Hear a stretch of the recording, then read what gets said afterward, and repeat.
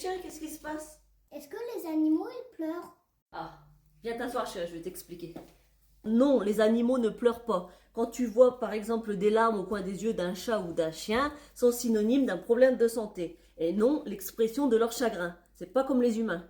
Ah, d'accord. Selon les chercheurs, les humains seraient les seuls êtres vivants à verser des larmes de chagrin ou de joie. Bon, bah, est-ce que ça veut dire que les animaux n'ont pas de sentiments?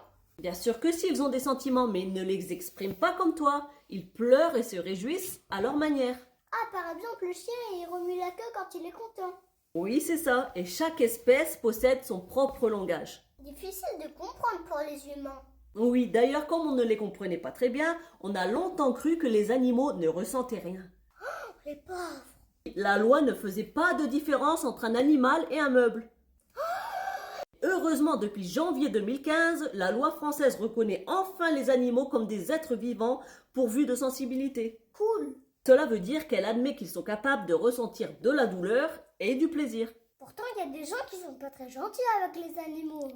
Oui, c'est vrai. Par exemple, il y a des gens qui abandonnent leurs chiens avant de partir en vacances. Oui, et c'est très grave, Samy. Et justement, avec cette loi, ces comportements seront justement plus sévèrement punis. Tant mieux. Ouais, mais malheureusement, elle ne concerne que les animaux domestiques, pas les animaux d'élevage ou de laboratoire. En plus, leurs conditions de vie sont souvent difficiles. C'est vrai, chérie. Mais même si les défenseurs des animaux la trouvent insuffisante, cette loi est une petite victoire vers un plus grand respect de la vie animale.